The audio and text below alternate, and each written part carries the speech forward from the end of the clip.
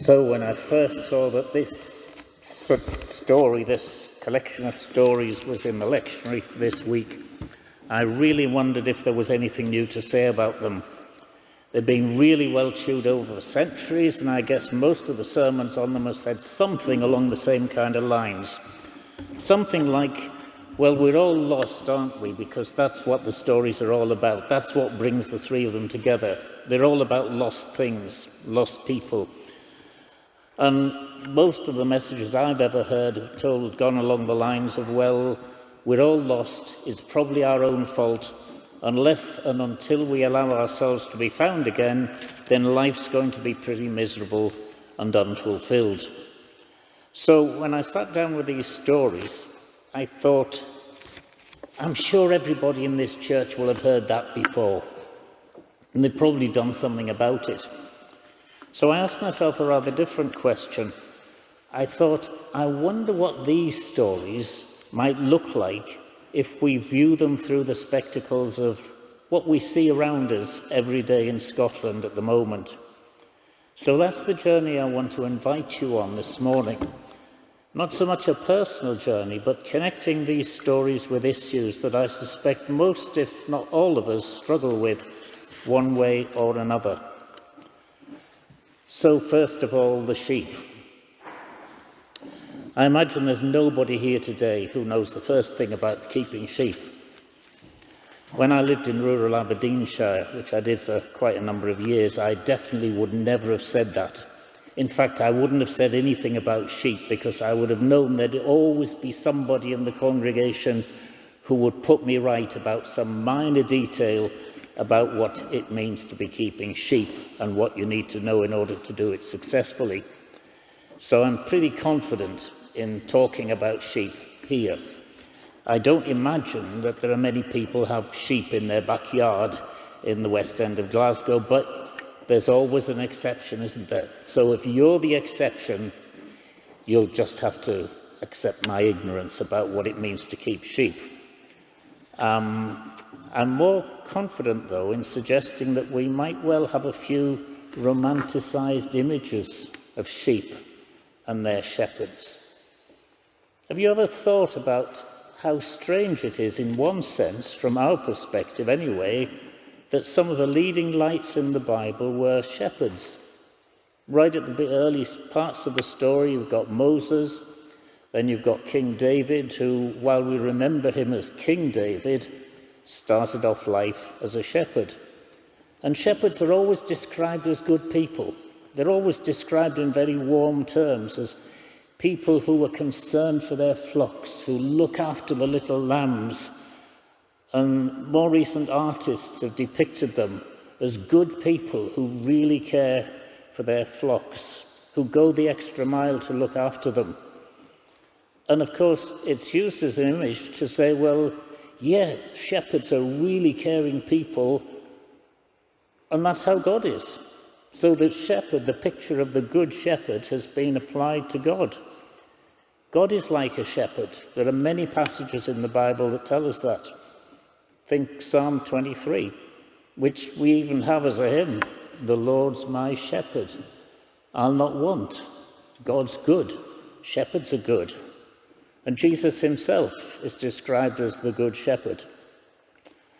Well, when you think about it, these are quite clever applications of things from everyday life to the spiritual life of the people at that time. Because the Old Testament stories describe a culture of wandering tribes who took their sheep and their goats. They were always on the move. They were looking for better feeding, better crops, better spaces for their sheep and their goats. They were looking for good grazing. And if you hadn't looked after them well, then actually the whole economy in that kind of society would have been in danger of collapsing. Your sheep were incredibly valuable, which of course is why that metaphor, that image, is so often applied to people. So if you don't listen to a single other word that is spoken here this morning, shepherds, sheep, God, sheep are incredibly valuable. You are incredibly valuable to God. The sheep at these times in these kinds of communities were one of the pillars of society, you might say. So the story here would resonate really well with Jesus' hearers, because everybody would know a shepherd. I guess lots of the people who Jesus actually was talking to and met, they would be shepherds. And in the countryside of Galilee, that would have been a major occupation. Everybody knew a shepherd. Shepherds were good people. Shepherds were the cornerstone of much of the economy of the time. Mind you, as I read these stories, I don't think there'd be many families that had 100 sheep. But you can put that down to the art of the storyteller. It wouldn't have sounded quite so good a story if the story had been, think of somebody who has 15 sheep, would it? It's the 100, and leaving a large number of them going off to search for another one that is the point of the story. More often a family, your average family, would just have a handful of sheep to support what was generally a subsistence kind of lifestyle. But regardless of how many or how few you had, losing one sheep meant only one thing. And it wasn't about losing the family pet. It wasn't about thinking, I wonder where the cat is tonight, why has she not come home? It wasn't about losing a family pet. You were actually lost income, because no matter how much you cared for your sheep, it was their value in hard cash that really mattered. The typical family shepherd was keeping them safe for a purpose. You get the purpose? Yep.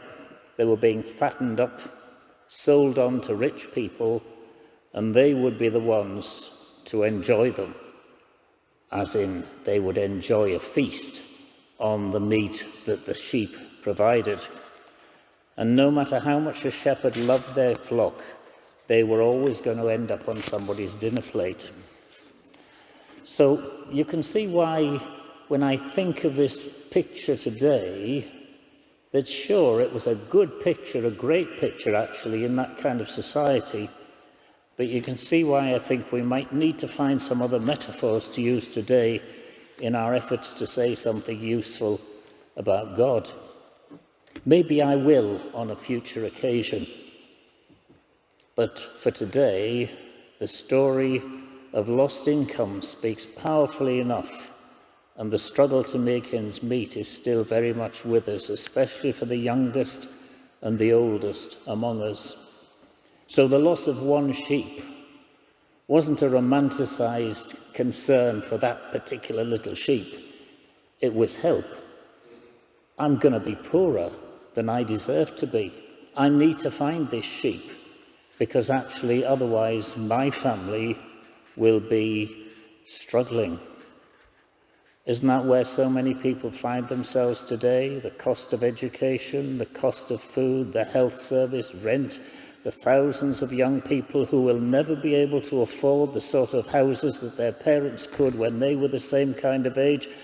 And that's before we've even got anywhere near to those people in today's world who literally have nothing.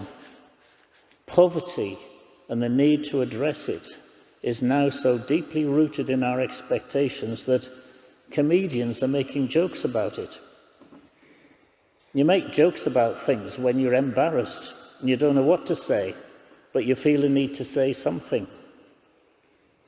So think about the issues raised by the loss of one sheep, the issues raised by a loss of income, a loss of opportunity, a loss of security and stability for the family.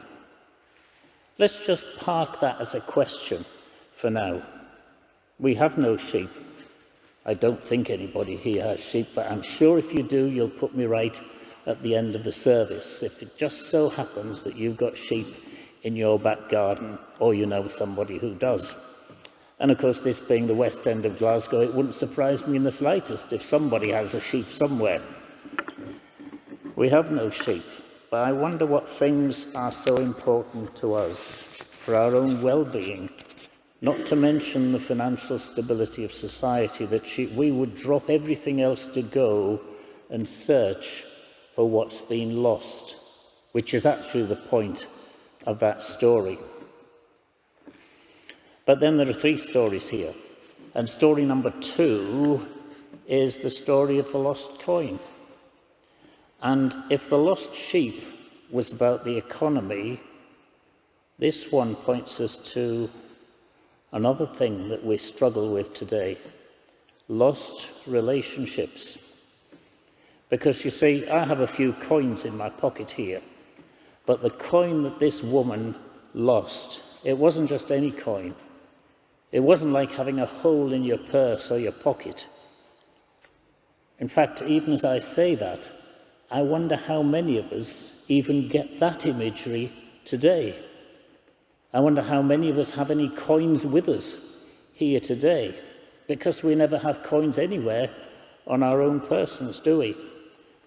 I'm sure younger generations, it'll not be long before they say, well, what's a coin anyway? Was that some weird thing that people like my great-grandparents had? No, it's some weird thing that we had until maybe 5 or 6 years ago. But this one wasn't just money. This coin almost certainly was part of a headdress with coins, which were in effect silver medallions rather than pennies or 10-pence pieces or whatever, that were worn at the time by women who were in a committed, intimate relationship.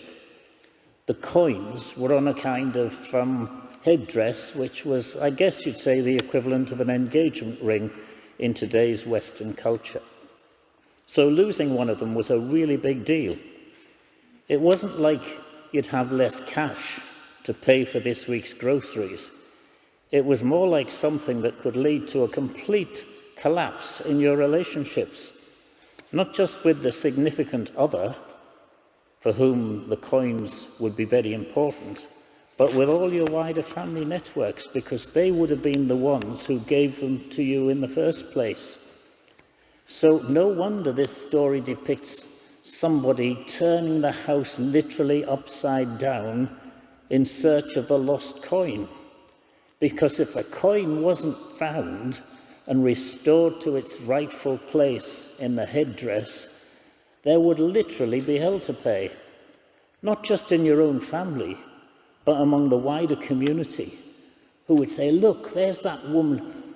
What a disgrace that she didn't look after the symbols of her connection to our family. What a mess that she didn't take her relationship seriously enough to be committed enough to look after the coins that she'd been given as part of that relationship. You can probably guess where this is going. A woman back then potentially marginalised because she lost a coin. What is one of the biggest issues, maybe the biggest issue facing us in Scotland today? Loneliness. Age Scotland do a regular, what they call their big survey. And their most recent survey, you can find all this if you Google it, for most or all of the time, 58% of people over 50 say they feel lonely. Not just now and again, but all the time, as if it's something that's aching within me. Loneliness. 47% of people who are over 50 can't afford to socialise because of the cost of living. Well, you might say, that's a problem for older people who are a miserable crowd anyway, because they don't want to speak to anybody else. It's not true, and it's definitely not true, because when we ask about younger people, 48%, that's almost half of people aged 16 to 24, say they're lonely all the time. They have no friends. They have loads of connections on Facebook, on Twitter, on TikTok, all the rest of them, but are lonely all the time. That is a huge number of people 48%. And these are Scottish statistics, not world statistics, not UK statistics. Almost a quarter, 23% of the entire population feel lonely all the time. And that number increases significantly when we ask people who live by themselves. And yet single-person households are on the rise. There are more of them today than there have ever been since we started counting these things. People acknowledge, the system acknowledges, the government acknowledges that loneliness has a significant negative impact on our physical health, reckoned to be the equivalent of smoking 15 cigarettes a day. And it's a major factor in the rising mental health crisis that we see all around us. There's even a Loneliness Aware Week. Did you know that? Started in 2019. Loneliness Aware Week, which takes place every June because so many of us are lonely, and that was before COVID, which just made things worse. Lost income, lost relationships, lost community. I hope you can see now how I'm thinking the lost sheep and the lost coin might start to speak into our situation today. It might not be a coin you're searching for. It might not be a symbol of a relationship. It might not be a relationship, but statistically, I know, looking at a church which has maybe 50 people in it today, that statistically, some of you here are going to be lonely. And if that's you, then this story is good news. Because this story tells us that God cares about friendships, that God cares about relationships, that human flourishing is part of God's concern. But it also sends a message to the church to wake up. Realize that from start to finish, a key element of the Bible's message is community, community, community. Adam and Eve in the garden. It's not good to be alone. And the whole story from start to finish of the Bible is the need for community.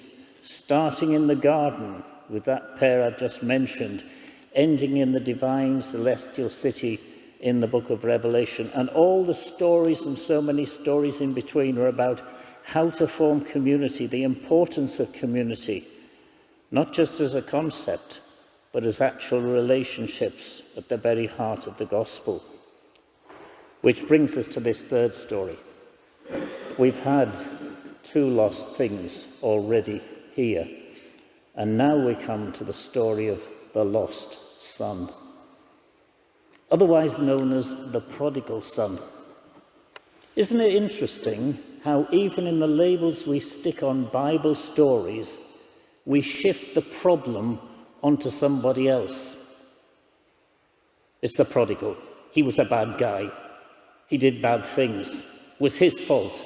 So if he finds himself out in the middle of nowhere with no friends and no resource and no food and no home, it's none of my business. Or was he the prodigal? There are so many resonances here with what we see around us, but as well as identifying the issues, this one, you'll be glad to know, points us to some solutions. Technically, this one wasn't part of the lectionary readings today, and when I looked at them, I thought, you cannot talk about the other 2 without bringing the good news of the prodigal, so-called, because this is the one. Luke has put them together for a purpose. They lead on to each other. The first 2, the lost sheep, the lost coin, highlight the issue, the problem, the challenge. It's the story of the lost son that gives us a resolution and points a healthy, wholesome, new way forward. This one points us towards some solutions. So if you think the bag of mum and dad is a new idea, think again. It's all here and more besides. Quite literally, there's nothing new under the sun. And so we are presented here with a picture of a dysfunctional family. And like the other two stories, this one doesn't need a historical context to be explained. We can all see what that is about. It's a story that's happening, dare I say, is it happening in your house? Is it happening in a house of one of your family members? Is it happening in the house next door to where you live? It's a very familiar story, isn't it? Of a child who grows up in a good place. When he becomes a certain age, a young adult, I guess we would say, he finds himself alienated. He wants a bigger life. He wants a different life. He wants to escape. It's not just that this could be happening in circles that each one of us is connected with. It's for sure it will be. And as I started thinking about this story, I started wondering, well, I wonder why the youngest son was so desperate to get out of the family home. And why was his dad so eager to get rid of him? That he happily carved up the family inheritance, that he happily opened the books, he happily went to the bank or whatever, and he said, yeah, you can have your half of the inheritance here, that's fine. I mean, those of you who are parents or grandparents or whatever, I can see you all doing that, can't you? If and when your kids came and asked that question. Why was his dad so eager to get rid of him, that he happily gave his kids their share long before the time they could have expected it? What did the two sons really want to be and to do? What were their ambitions? Did the younger one just want to break free, experience more of the world than he could from being the little kid on the farm? Was he sidelined and controlled by his older brother? Did he feel rejected by his parents? He didn't live up to their expectations. And on and on and on. You can write the rest of the script yourself, because it's happening in families all around us, to such an extent that when you see a drama or a play on the TV portraying the breakup of families along these lines, nobody is surprised. That's what life is like in 21st century Scotland, in fact throughout the Western world. When we read this story, I suspect most of us tend to focus on the younger son. We say, well, yeah, it was good that he realised what he'd done wrong. He came back. He was the bad guy. The others, but hang on a minute. Everyone in this story faced exactly the same challenge. Every single person mentioned here, the father, the mother, the older brother, the younger one, the one who went off into the far country, every single one of them suffered a loss of reputation. Every single one of them was asking themselves, who am I? Who am I in this drama that's tearing my family apart? It was about reputation, if you like. It was about image. And one of them stayed lost. That's the tragedy of this story. At the end of the story, the older brother is lost. There's no mention of his mother in here, for those of you who've noticed that as well. No mention of the mother, because after all, it's not meant to be an account of ancient families. Like the other stories that Jesus told, the other parables, it's a story told to make a single point. But I do wonder whose side she was on. Would she have taken the older son aside and encouraged him to change? Maybe. It's definitely something a mother would do. The one thing we do know is that the rest of them found some kind of redemption out of a very messy situation. A redemption that was really simple. It seemed a big problem to reconcile this family. It seemed a big problem at so many levels. When one lot wanted to blame the other lot and whose fault is it and all this kind of stuff that goes on so easily in family situations, it was a redemption that was simple and required just a single thing. And that single thing was a willingness to acknowledge that they'd screwed up. But, and this is a really important but, That didn't need to be the end of the story. In fact, naming the problem was the start of a whole new set of relationships based on forgiveness and generosity. And that, my dear friends, is what I believe God is calling us to today. Yes, going back to the lost sheep, there's the question of the financial hardship that losing even one sheep brought about. Yes, there's the potential disintegration of relationships highlighted by the woman searching for the lost coin. And yes, as followers of Jesus, we should be bothered about them and much more besides that's going on in our society today.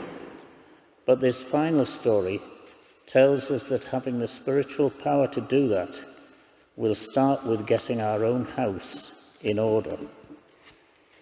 So I wonder who you might be in any of these stories. I wonder who you might be in the story of the lost sheep. I wonder who you might be in the story of that woman searching for the symbol of a good relationship that had been disrupted. But most especially, I wonder who you are in this last story. I wonder, are you the father or the mother who did what seemed best, only to find that it's created more problems than it solves? I wonder, are you the young son whose lack of naivety led to his downfall? I wonder, are you the friends who cashed in on his naivety? Are you the older brother who thought they all deserved each other anyway? Or, well, you can write your own script. I'd be pretty confident in saying there isn't a single one of us who doesn't fit somewhere into this story. And what are we going to do about it? Older translations, I chose a version of that story that Mary read rather well for us this morning that was a storytelling kind of ethos, because these were three stories that Jesus told. He was a master storyteller.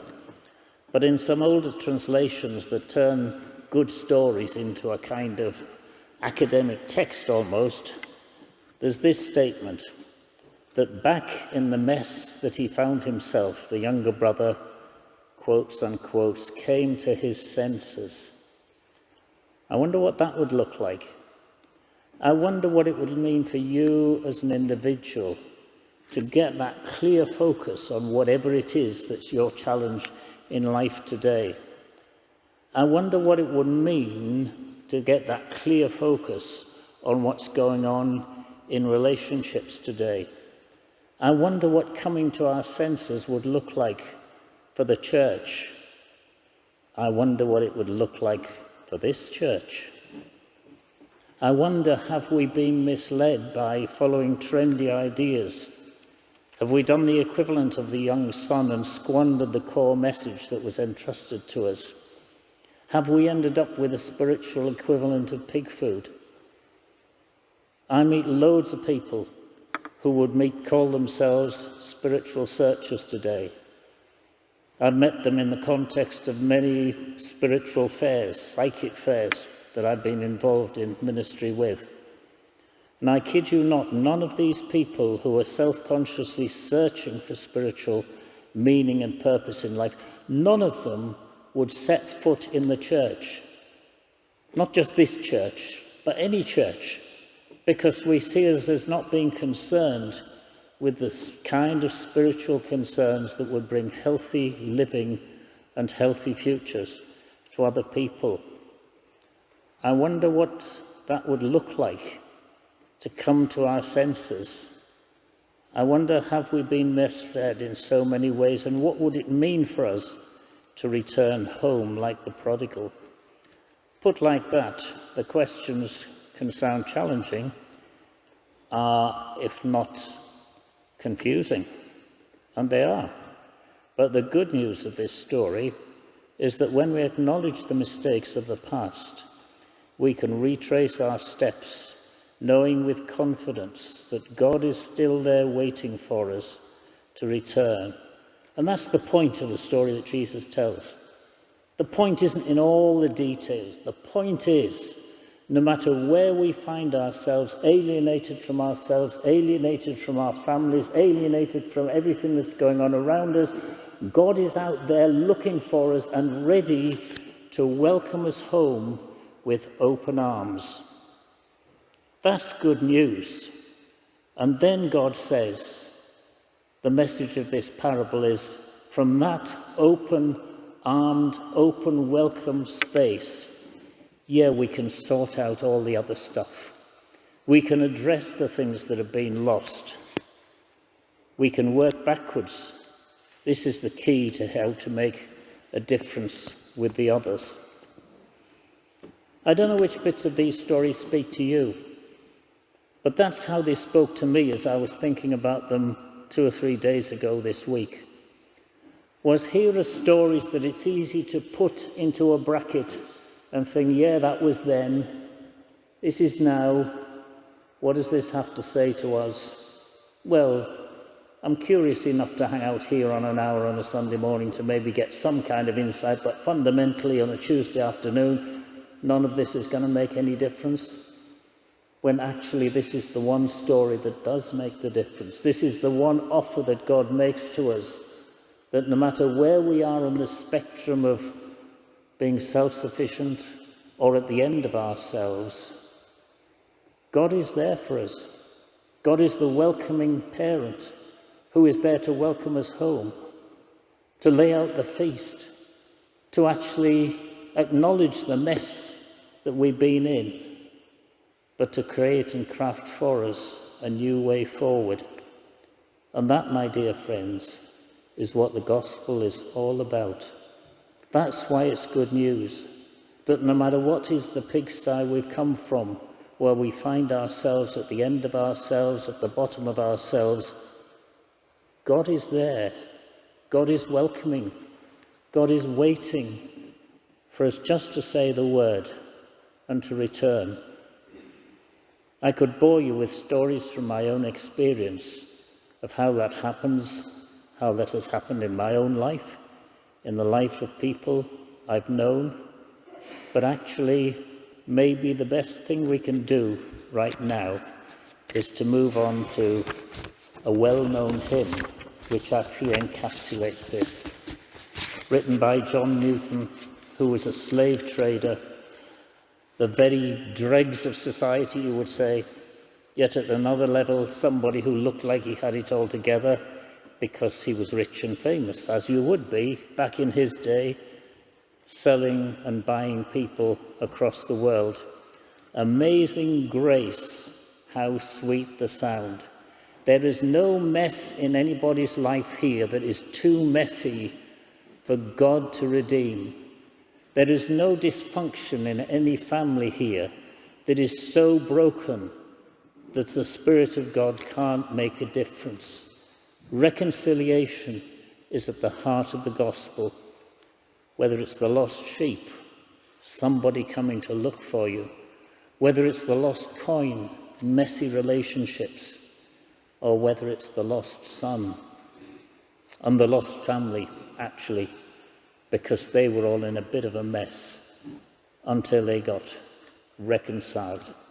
And that, dear friends, is the good news of the gospel. So let's turn to hymn 555, which is Amazing Grace, How Sweet the Sound. I swithered about choosing this hymn, you need to know that, because of course it assumes that we have all been found. And I know that statistically there will be a core of people here today who will not be able to sing this hymn with integrity, because you know that it still describes the search for meaning, purpose, value and acceptance that is gnawing away at your life. So I'm not going to invite you to sing anything that doesn't really connect with your experience here.